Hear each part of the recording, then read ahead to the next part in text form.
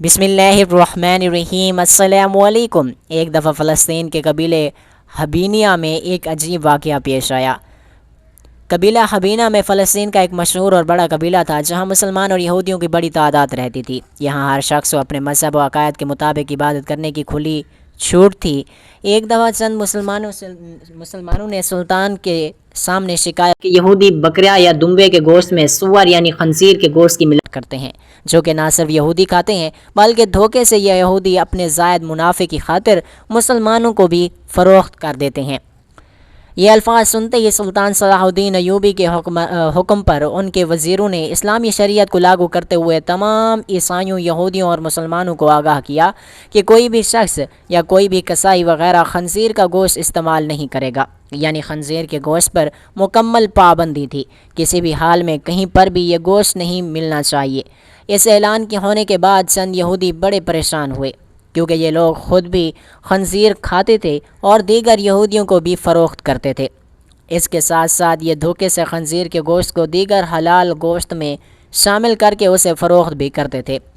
ان یہودیوں نے اپنے چند یہودی علماء سے مشاورت کے بعد ایک دن سلطان صلاح الدین ایوبی کی عدالت میں حاضر ہوئے اور بھری عدالت میں سلطان سے سوال کیا کہ اللہ تعالیٰ نے بے شمار جانور پیدا کیے، جن میں بھینس، بکری، بیل، گائے، دمبا، گھوڑا، گدھا اور کتا وغیرہ، جبکہ ان میں آپ کی نظر میں چند ایک جانور حرام ہیں، لیکن آپ لوگوں کو خنزیر سے کیا مسئلہ ہے؟ یہ بھی تو اللہ تبارک و تعالیٰ نے پیدا کیا، اور اگر ایک شخص شوق سے اسے کھانا چاہتا ہو تو اسے استعمال کرنے میں حرج ہی کیا ہے؟ خنزیر بھی تو دیگر جانوروں کی طرح ایک جانور ہی ہے، لہٰذا خنزیر پر آپ نے جو پابندی لگائی ہے اسے اٹھایا جائے، یا ہمیں ایسی دلیل دی جائے کہ مسلمانوں کے ساتھ ساتھ ہمارا بھی اسے کھانے سے دل بھر جائے، یا اس کے ایسے کوئی جسمانی نقصان بتائے کہ جس سے ہمیں یقین ہو جائے کہ خنزیر کھانا واقعی مضر، صحت اور حرام عمل ہے، کیونکہ ہمارے آباء و اجداد سے کھاتے چلے آ رہے ہیں، اور ہمارے آباء و اجداد سے لے کر آج تک لوگ من گھڑت کہانیاں سناتے ہیں جن پر ہمیں کوئی یقین نہیں ہے۔ ہم اپنی آنکھوں سے اس کے عیب دیکھنا چاہتے ہیں اور اس کے نقصانات دیکھنا چاہتے ہیں۔ سلطان صلاح الدین ایوبی رحمۃ اللہ علیہ نے ان یہودی عالموں کے سوال تحمل سے سنے اور ان سے کہا کہ جیسا کہ آپ نے کہا کہ خنزیر کے متعلق آپ کے آباء و اجداد سے لے کر آپ تک اس کے متعلق من گھڑت کہانیاں پیش کی جاتی ہیں، لہٰذا آپ کو اگر خنزیر کے عیب دیکھنے ہیں یا اپنی آنکھوں سے اس کے جسمانی نقصانات دیکھنے ہیں، یا یہ دیکھنا چاہتے ہیں کہ آخر خنزیر ہی تمام جانوروں سے گھٹیا کیوں مانا جاتا ہے، اور ان سب چیزوں کا عملی مظاہرہ دیکھنا چاہتے ہیں، تو کل آپ اپنے کسی بھی ایک خنزیر کو لے کر میری عدالت کے ساتھ واقع بڑے میدان میں آ جائیے گا۔ میں آپ کو حقیقی اور عملی طور پر اس کے نقصان اور اس کے عیب، جو کہ نہ صرف آپ اور میں دیکھیں گے بلکہ دنیا کا ہر وہ شخص دیکھ سکتا ہے جس کو اللہ پاک نے آنکھیں دی اور دماغ دیا ہے، لہٰذا کل ظہر کی نماز کے بعد آپ لوگ حاضر ہو جائیں۔ سلطان کی یہ بات سن کر یہودی علماء واپس چلے گئے، لیکن پورے فلسطین میں یہ بات پھیل گئی کہ اگلے دن یہودیوں کے دیے گئے چیلنج کا جواب سلطان صلاح الدین ایوبی عملی طور پر دینے والے ہیں۔ قصہ مختصر یہ کہ اگلے دن نماز ظہر کے بعد تمام یہودی عالم اور لوگوں کا جمع غفیر مقدر کردہ جگہ پر حاضر ہو گئے۔ سلطان نے یہودی عالموں سے پوچھا کہ آپ اپنا جو سب سے سمجھدار، خوبصورت، ذہین خنزیر لے کر آئے ہیں، تو یہودیوں نے سامنے لے کر دیا۔ اس کے بعد سلطان صلاح الدین ایوبی نے اس بڑے میدان میں تمام لوگوں کو مخاطب کرنے کے بعد اس خنزیر کے سامنے ایک گھوڑا، ایک کتا اور ایک گدھا اور ایک بکرا وغیرہ چند جانور کھڑے کر دیے۔ سلطان نے سب کو مخاطب کیا، یہودی عالموں کو اپنی طرف متوجہ کرنے کے بعد کہا کہ میں آپ کو ایک ہی چیز عملی طور پر دکھاؤں گا، اور وہ مجھے امید ہے کہ آپ کے تمام سوالوں کے جوابات اسی ایک عمل سے ظاہر ہو جائیں گے۔ بغیر وقت ضائع کیے مختلف جانوروں کا فضلہ، یعنی کہ جانوروں کی گندگی اور انسانی پاخانہ کو ایک جگہ لایا گیا۔ اس کے بعد گھوڑا، کتا، گدھا، بکرا وغیرہ ان تمام جانوروں کو اس گندگی کے سامنے لایا گیا جس میں جانوروں کا فضلہ اور انسانی پاخانہ شامل تھا، لیکن جانوروں میں سے کسی ایک نے بھی انسانی فضلہ یا دیگر گندگی کو نہیں کھایا۔ کچھ دیر کے بعد جب سب لوگوں نے یہ منظر دیکھ لیا، پھر سلطان نے حکم دیا کہ اب اپنا سمجھدار، خوبصورت اور ذہین اور شاہیت خنزیر بھیجیں۔ جو ہی یہودیوں نے اس خنزیر کو چھوڑا تو یہ خنزیر ساری گندگی کھا گیا، جسے دیکھ کر پورے میدان میں سناٹا چھا گیا، حتیٰ کہ یہودی خود پریشان تھے، کیونکہ وہ اسے نہلا دھلا کر اس کی خوراک کھلا کر، یعنی کہ اس کا پیٹ بھر کر لائے تھے، لیکن جب تمام لوگوں نے یہ عمل دیکھا کہ کسی جانور نے انسانی گندگی یا جانوروں کی گندگی کو نہیں کھایا لیکن اس کے برعکس خنزیر اور اس کی گندگی کو کھا چکا ہے، تو سب لوگوں کا دل کھٹا پڑنے لگا، جس میں نہ کہ صرف مسلمان بلکہ بے شمار یہودی لوگ بھی یہ منظر دیکھ کر محسوس کرنے لگے، اور انہیں سمجھ آ گئی کہ سلطان صلاح الدین ایوبی اور ان کی اسلامی شریعت بغیر کسی وجہ کے کسی چیز کو حرام قرار نہیں دیتی، جس کا عملی اور واضح عمل تمام لوگ اپنی آنکھوں سے دیکھ چکے ہیں۔ یہودی عالموں کے سر شرم سے جھک گئے، اور سلطان صلاح الدین ایوبی نے کہا کہ میں امید کرتا ہوں کہ آج کے بعد آپ لوگ بھی اس کا گوشت کبھی نہیں کھائیں گے، چونکہ تمام تر حقائق آپ لوگوں کی آنکھوں کے سامنے آ چکے ہیں، اور اب جو کوئی بھی اس خنزیر کا گوشت کھائے گا وہ یا تو آنکھوں پر پٹی بند ہے، اندھا انسان ہے، یا اسے پانی میں دکھائی دیتی ہے، مکھی نظر نہیں آتی، وہ اسے پی جاتا ہے۔ اس میں کچھ من گھڑت کہانیاں نہیں ہیں، کیونکہ آپ نے یہ سب عملاً دیکھ لیا ہے۔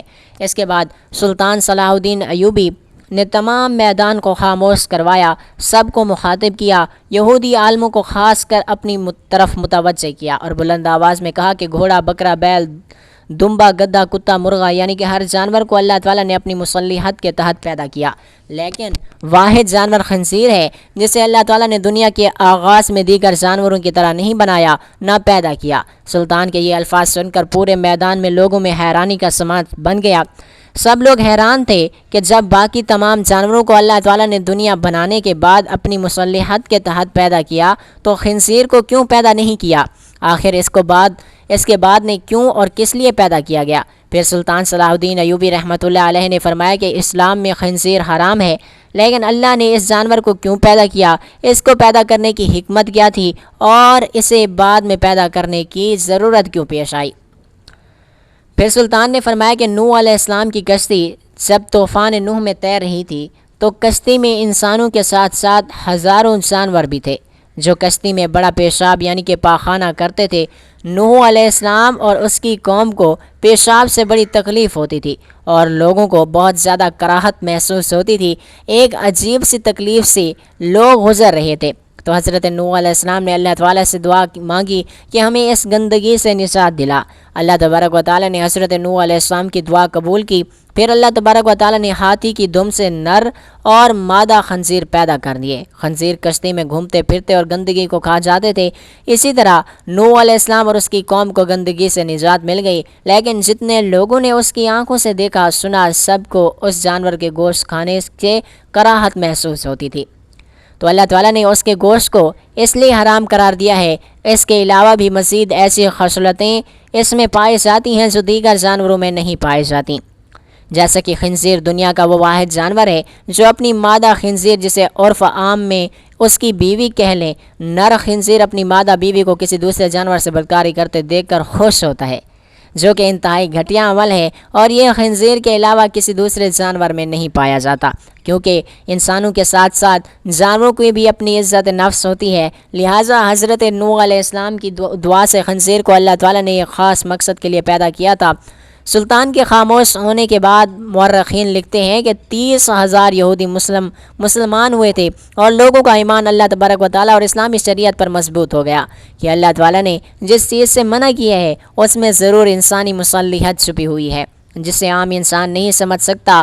جو یہودی لوگ خنزیر سے پابندی اٹھانے کے لیے سلطان کے پاس حاضر ہوئے تھے، وہ اس خنزیر سے نفرت کرتے ہوئے دائرۃ الاسلام میں داخل ہو گئے۔ اس میں کوئی دور رائے نہیں کہ اللہ تعالیٰ جب چاہے جس کو چاہے راہ ہدایت عطا کر دے۔ اسی طرح ایک اور واقعہ ہے کہ سلطان صلاح الدین ایوبی کے دور حکومت میں مصر کے اندر ایک موچی پیپل کے گھنے درخت کے نیچے بیٹھ کر اپنا کام کیا کرتا تھا، پھٹے پرانے بستے سیتا اور جوتے مرمت کرتا، پھر اسے جا کر کہیں اتنے پیسے ملتے کہ وہ اپنا اور اپنے بچوں کا پیٹ پال سکتا تھا۔ یہ غریب موچی دل کا بہت سادہ اور امیر تھا۔ وہ اپنے ساتھ صبح ایک روٹی لے کر آتا اور دوپہر میں وہی روٹی پانی کے ساتھ کھا کر اللہ تعالیٰ کا شکر ادا کرتا۔ روٹی کا ٹکڑا لے کر وہ اس کے چھوٹے چھوٹے ٹکڑے کر کے چڑیوں کو ڈال دیا کرتا۔ چڑیاں درخت کے پاس اس کے پاس آ کر چوں چوں کرتے ہوئے روٹی کے وہ ٹکڑے کھاتی اور پھر اڑ جاتی۔ کھانا کھا کر اور چڑیوں کو کھلا کر وہ تھوڑی دیر کے لیے برگد کے نیچے آرام کیا کرتا تھا اور نماز پڑھ کر پھر سے اپنے کام میں مصروف ہو جاتا تھا۔ ایک دن ایک مسافر موچی کے پاس اپنا قیمتی جوتا مرمت کروانے کے لیے آیا۔ وہ دیکھنے میں کوئی نیک آدمی لگتا تھا۔ اس نے سفید کپڑے پہن رکھے تھے، سر پر سفید ٹوپی پہن رکھی تھی، ہاتھ میں تسبیح بھی تھی، اور اس وقت موچی کھانا کھا کر ٹکڑے چڑیوں کو ڈال رہا تھا۔ مسافر نے دیکھا کہ رکھی سوکھی روٹی میں بھی موچی نے ایک ٹکڑا چڑیوں کے لیے بچایا ہے، اور پھر ہاتھ اٹھا کر اللہ تبارک و تعالیٰ کا شکر ادا بھی کر رہا ہے۔ مسافر نے اس سے کہا، کیوں میاں، تم سوکھی روٹی کھا کر بھی اللہ پاک کا شکر ادا کر رہے ہو، جبکہ اس دنیا میں کتنے ایسے لوگ ہیں جو اچھے اچھے کھانے اور پھل کھا کر بھی اللہ پاک کا شکر ادا نہیں کرتے۔ آخر بات کیا ہے؟ موچی نے کہا کہ اے مسافر بھائی، میں کسی سے کم نہیں ہوں۔ اللہ تعالیٰ نے مجھے سب سے بڑی دولت صحت عطا کی ہے۔ صحت نہ ہو تو انسان سب کچھ ہوتے ہوئے بھی کچھ نہیں کھا سکتا۔ میرے ہاتھ پاؤں سلامت ہیں، کام کر سکتا ہوں، اور صبر کی دولت تو میرے پاس ہے۔ پھر میں اللہ پاک کا شکر کیوں نہ ادا کروں؟ یہ چڑیا پڑوسی ہیں، ان کا بھی حق ہے۔ میں پڑوسی کا حق ایک نوالے سے ادا کرتا ہوں، اور اس سے میرا کچھ نہیں بگڑتا، اس سے میرا کوئی نقصان نہیں، بلکہ اس کی چون چون سے میری ہمت اور بھی بڑھ جاتی ہے۔ مسافر یہ سن کر بہت خوش ہوا، اور اس نے قرآن پاک کی چند آیات پڑھی۔ موچی نے وہ تمام آیات ادب سے سنی اور کہا، ان آیات کا مطلب مجھے بھی سمجھا دیجیے۔ تو مسافر نے کہا، ان آیات کا مطلب یہ ہے کہ اے اللہ، بادشاہی کا مالک تو ہے، جس کو چاہے بادشاہی دے اور جس کو چاہے عزت دے، جس کو چاہے ذلت دے، جس کو چاہے کامیابی دے، تیرے ہی ہاتھ میں بھلائی ہے، بے شک تو ہر چیز پر قادر ہے۔ موچی نے مسافر کا جوتا مرمت کرتے ہوئے کہا، میں آپ سے مزدوری نہیں لوں گا، آپ مجھے چند آیات یاد کروا دیں، میں زبانی پڑھا کروں گا۔ مسافر نے موچی کو یہ آیات یاد کریں اور سلام کر کے چلا گیا۔ اسے آج بہت خوشی تھی، اس نے آج بہت اچھا سودا کیا تھا۔ اس کو جب بھی وقت ملتا وہ یہ آیات پڑھتا رہتا تھا۔ یہ آیات اسے اتنی پیاری لگتی تھیں کہ وہ ننھی منھی چڑیوں کو بھی جھوم جھوم کر سناتا تھا۔ چڑیاں چوں چوں کرتی، وہ کہتا، واہ بھائی واہ، واہ بھائی واہ، آخر تمہیں بھی آیات یاد ہو گئیں۔ اسی طرح کئی دن گزر گئے اور وہ کافی دن کوئی بھی جوتے مرمت کروانے نہیں آیا۔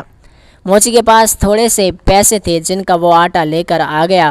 کچھ دن کے لیے تو کھانے کا انتظام ہو گیا، لیکن اس کے پاس کام ابھی تک نہیں آیا تھا۔ آٹا بھی ختم ہو چکا تھا، چڑیاں بھی روٹی کا انتظار کرتے ہوئے چلی گئی تھیں۔ موچی نے کئی دفعہ اٹھ کر پانی پیا، اسے بھوک لگ رہی تھی، ساتھ میں اسے پانی، بیوی اور بچوں کی بھی فکر تھی۔ شام کو تھکا ہارا گھر آیا، گھر میں کوئی اناج نہیں تھا، سب لوگ بھوکے پیٹ ہی سو گئے۔ اس عالم میں 2 دن اور گزر گئے، پانی کے سوا ان کے پیٹ میں کچھ بھی نہیں تھا، سب بھوک سے نڈھال ہو گئے تھے۔ گھر میں کوئی ایسی چیز موجود نہیں تھی جسے بیچ کر آٹا یا کھانے کی کوئی چیز لے کر آیا جائے۔ موچی کی بیوی رونے لگی اور بولی، یہ معصوم بچے مر جائیں گے، 4 دن سے ان کے پیٹ میں ایک بھی دانہ نہیں گیا، ان بچوں کا کیا قصور ہے؟ سامنے والے گھر جاؤ، وہاں آج دعوت ہے، باہر دیگیں پک رہی ہیں، تم پڑوسی سے تھوڑا کھانا یا پیسے مانگ کر لاؤ تاکہ ان کے بچوں کا پیٹ بھی بھر جائے۔ موچی اداس بیٹھا تھا، کہنے لگا کہ نیک بخت سامنے والے پڑوسی بڑے گھمنڈی ہیں، بے حد مغرور ہیں، میں کسی کا احسان نہیں لینا چاہتا، مگر ان بچوں کی حالت مجھ سے دیکھی نہیں جاتی، مجھے اس سے کوئی امید تو نہیں، پھر بھی اگر تم کہتی ہو تو میں چلا جاتا ہوں، شاید اللہ اس کے دل میں رحم ڈال دے۔ موچی اپنے پڑوسی کے پاس گیا اور اسے سلام کیا، ساتھ ہی کہا کہ 4 دن کی بھوک نے مجھے مجبور کر دیا کہ میں اپنے بچوں کے لیے آپ سے کھانا مانگنے آیا ہوں، یا کم سے کم آپ مجھے کچھ پیسے ہی ادھار دے دیں، میرے پاس جیسے ہی پیسوں کا انتظام ہوگا میں آپ کو واپس کر دوں گا۔ بچوں کی حالت مجھ سے دیکھی نہیں جا رہی، آپ کو یقین نہ آئے تو آپ میرے گھر دیکھ لیں، اگر آج بھی ان کو کھانے کو کچھ نہ ملا تو وہ مر جائیں گے۔ پڑوسی نے ہنستے ہوئے کہا، تو بڑا چالاک ہے، گھر کے باہر دیگیں پکتی ہوئی دیکھیں تو سوچا کہ کیوں نہ مانگ کر کھانا لا کر مزے سے اڑاؤں۔ ارے بدبخت، محنت کر، پیسے کمانا بڑا مشکل کام ہے، میں نے بھی بہت محنت کی ہے، تب کہیں جا کر یہ گھر بنا ہے، تم جیسے مفت خورے پر پیسے کیوں ضائع کروں، اب جا، بھاگ جا۔ موچی بیچارہ خاموش کھڑا رہا۔ پڑوسی نے اپنے ایک ملازم کو آواز دے کر کہا، ارے ذرا اس کم بخت موچی کو دھکے دے کر گھر سے باہر نکال دو، کھانے کی خوشبو پر فقیروں کی طرح لپک کر آیا ہے، میرا پیسہ حرام کا تو نہیں ہے جو ان پر ضائع کروں، 2-3 नौकर भागते हुए आए और मोची को धक्के देकर घर से बाहर निकाल दिया। मोची में ताकत तो थी नहीं, धक्के खाकर नीचे गिर पड़ा। नीचे पड़े पत्थर से पेशानी टकराई और खून बहने लगा। जैसे तैसे करके उठा और पेशानी पर हाथ रखा, मस्जिद की तरफ चल दिया और उसमें घर जाने की हिम्मत ही नहीं थी। उसके घर बच्चे तो खाने की आस लगाए बैठे थे, बाप का इंतज़ार कर रहे थे।